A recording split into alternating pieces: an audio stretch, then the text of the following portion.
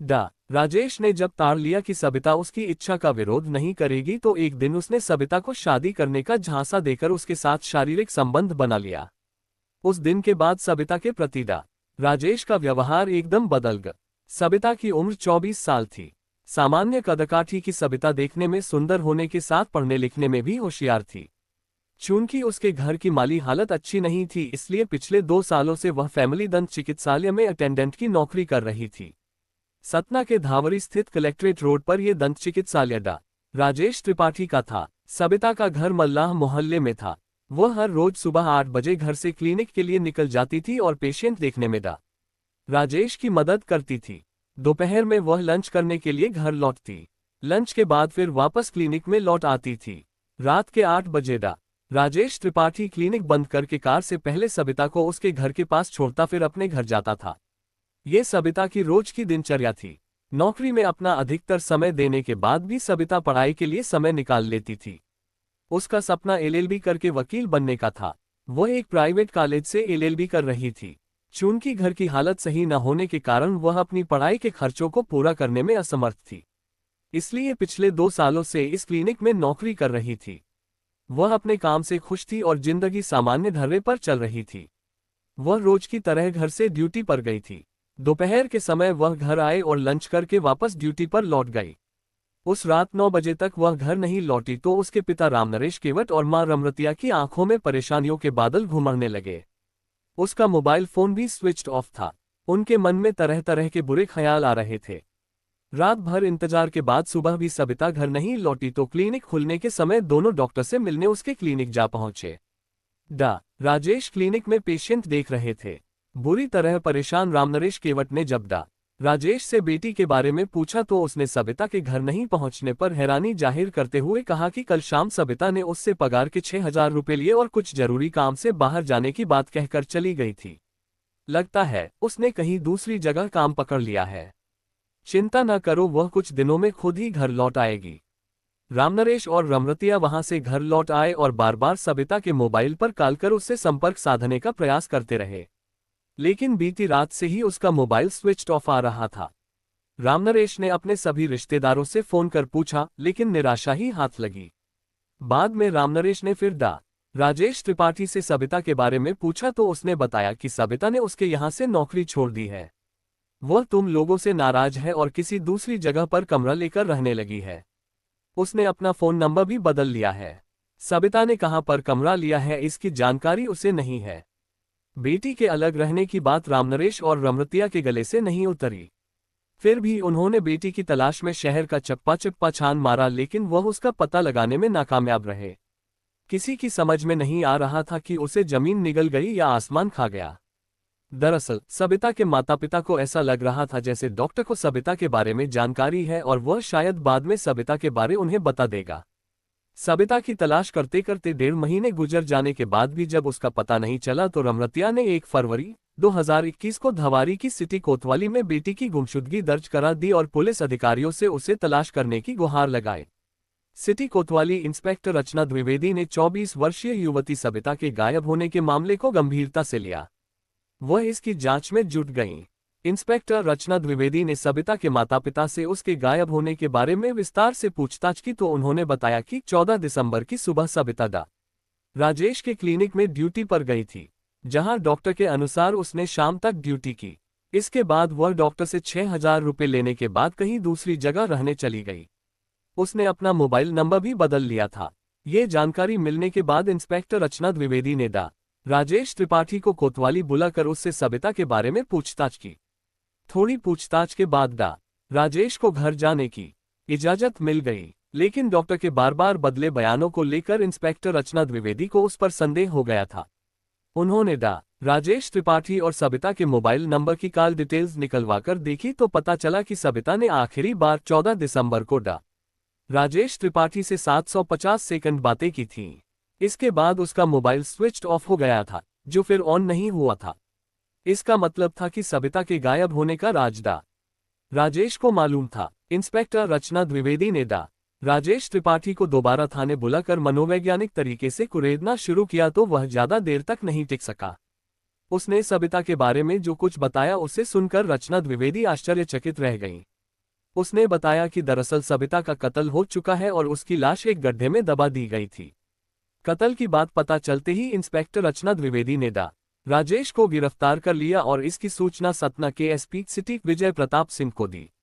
20 फरवरी 2021 शनिवार को SP city Vijay Pratap Singh, तहसीलदार अनुराधा सिंह, नायब तहसीलदार हिमांशु भलवी, यातायात थाना प्रभारी राजेंद्र सिंह राजपूत और इंस्पेक्टर रचना द्विवेदी आरोपी राजेश के साथ घटनास्थल पर पहुंचे जहां पर सबिता की लाश एक गड्ढे में दबी थी। राजेश की निशानदेही पर नगर निगम के श्रमिकों की मदद से गड्ढे की खुदाई की गई तो कुछ देर खुदाई के बाद उसमें से एक कुत्ते की लाश निकली। कुत्ते की लाश को बाहर निकालने के बाद थोड़ी और खुदाई की गई तो वहां एक युवती की लाश दिखाई पड़ी। लाश को बाहर निकाला गया। लाश के गले में एक दुपट्टा तथा कमर के नीचे लोहा मौजूद था।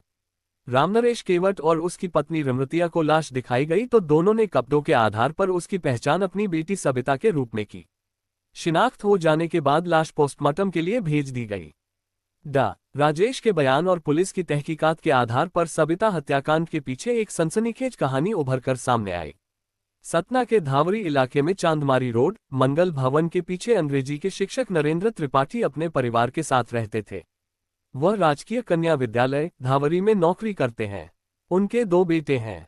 बड़ा बेटा अभिषेक त्रिपाठी छत्तीसगढ़ के रायपुर शहर स्थित एक रियल एस्टेट फर्म में बतौर फाइनेंस मैनेजर कार्यरत है। दूसरा बेटा राजेश डेंटिस्ट है। 2 साल पहले राजेश को अपने क्लिनिक के लिए एक अटेंडेंट की जरूरत थी। मल्लाह मोहल्ले में रहने वाले रामनरेश केवट की दूसरी बेटी सबिता को जब इस नौकरी बारे में पता चला तो उसने राजेश से मिलकर उसके यहाँ काम करने की इच्छा जाहिर की। राजेश ने सबिता को क्लिनिक से संबंधित जरूरी कामकाज के बारे में समझाते हुए जब सैलरी के बारे में उसे बताया तो उसने वहां काम करने के लिए हामी भर दी। ये बात सन 2018 की थी। राजेश ने सबिता को क्लिनिक से संबंधित सभी बातों को समझने के बाद ये भी समझा दिया कि वहां आने वाले पेशेंट से किस प्रकार व्यवहार करना है। फिर उसे अपना मोबाइल नंबर देते हुए कहा कि अगर उसकी अनुपस्थिति में उसे कोई भी मुश्किल आए तो मुझे कभी भी कॉल कर सकती हो।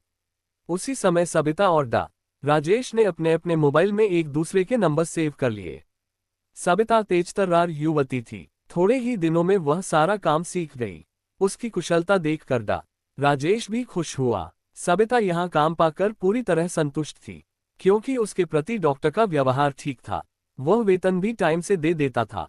इस तरह धीरे धीरे समय का पहिया घूमता रहा। साल भर गुजर जाने के बाद डॉक्टर राजेश और सबिता आपस में काफी घुल मिल गए थे। पेशेंट की मौजूदगी में वे दोनों एक दूसरे से सिर्फ काम की ही बातें करते थे। लेकिन जब वहां कोई नहीं होता तो वे हसीन जाग से लेकर दुनिया जहान की बातें करते थे। बातों बातों में वक्त आसानी से कट जाता था। इसी दौरान डॉक्टर राजेश ने मन ही मन सबिता को पाने की योजना तैयार की और उस पर अमल करना आरंभ कर दिया। अपनी योजना के तहत शाम को जब वह क्लिनिक बंद करता तो घर जाने से पहले सबिता को उसके घर छोड़ने जाने लगा। सबिता राजेश के इस बदले हुए व्यवहार के पीछे की चाल को नहीं भांप सकी।